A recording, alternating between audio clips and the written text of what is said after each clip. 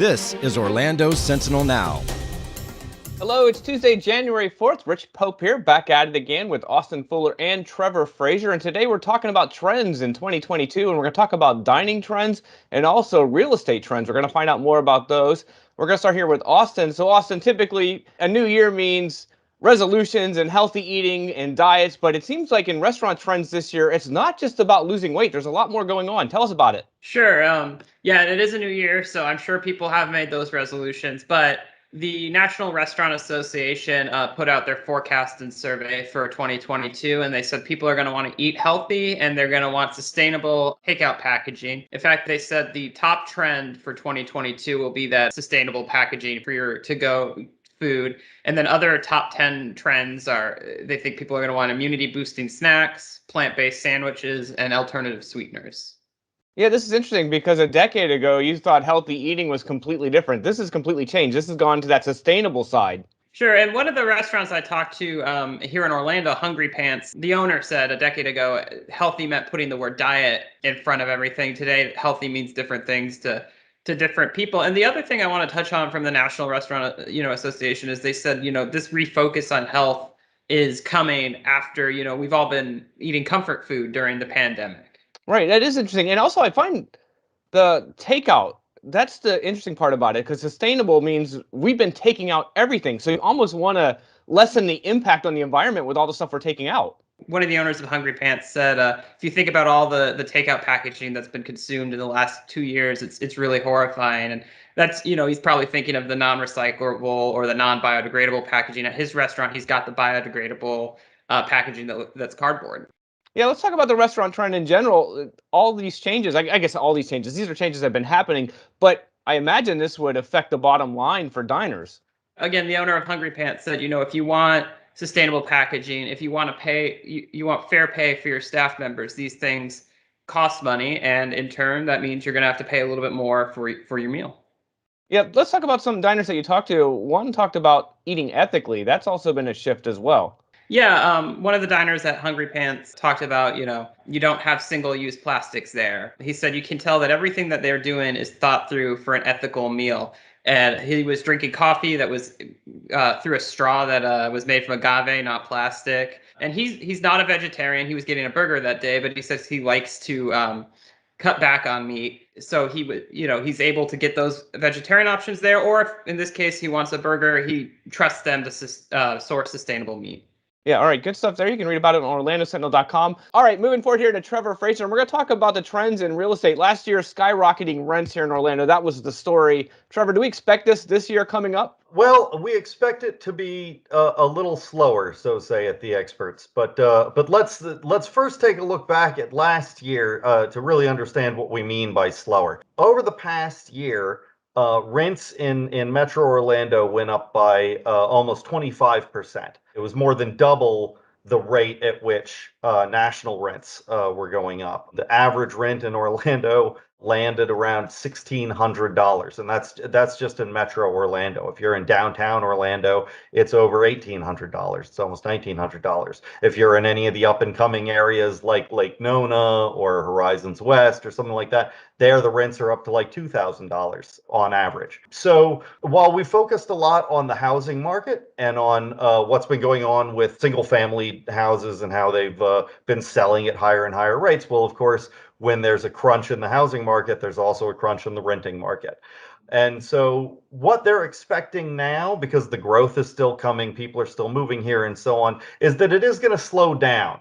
It was an amazing pace last year. It was on a pace that was largely fueled by pent-up demand from the pandemic, people finally getting out of their places once they got vaccines, or some of them just moving out of the cities that they had been living in and so on. So there was a huge rush because of the pandemic. It's going to slow down, but they're still expecting about 6 to 8% growth in rents. So it's not like the rents are going to come down. They're going to go higher. They're just not going to go as high as fast.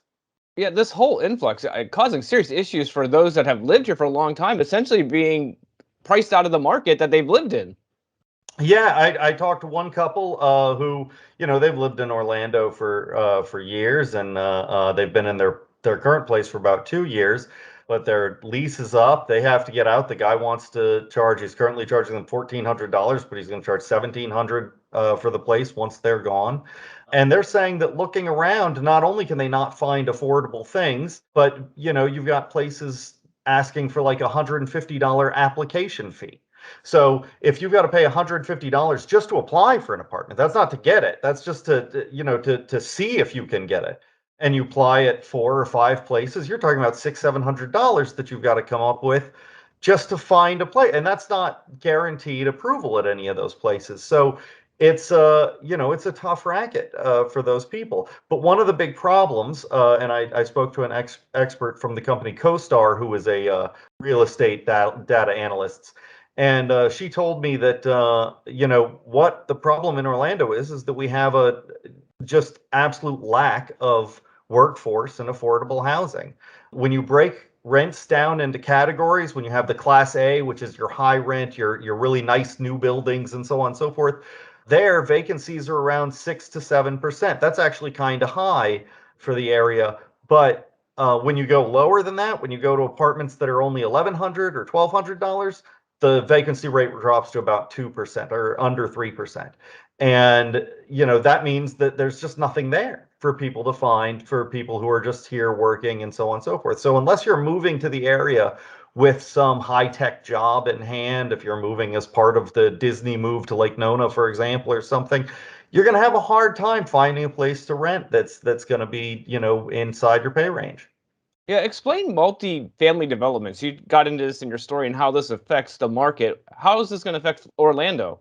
One of the problems in Orlando, like I'm saying, is the lack of workforce housing, but it's really a lack of housing in general. We're sort of behind on building, particularly single-family homes in the area and so on. It's experts go back and forth on how much we're behind, but everybody agrees we need to build more houses in the area. But as long as there are no houses, that crunch goes to the multifamily market, to your apartments and your townhomes and so on. And their developers are also looking to build more units. We've got 14,000 planned apartment units, multifamily units coming online, mostly in this year. I think there's some will be, in the next couple of years. But I mean, that's 14,000 units. And they say that even that, isn't necessarily going to make a dent in what's going on. And it's also important to remember that those ones that come online, those, that are coming online, are going to be the higher end.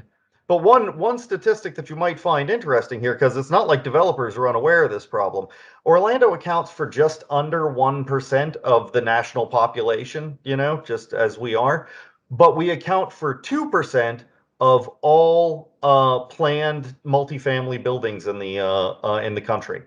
So right now, there's 2% of all development is taking place in Orlando around multifamily development. They know that this is going to keep growing. They know that people are going to keep coming here. But yeah, if you're a renter, it's going to be a while before you see something you can afford.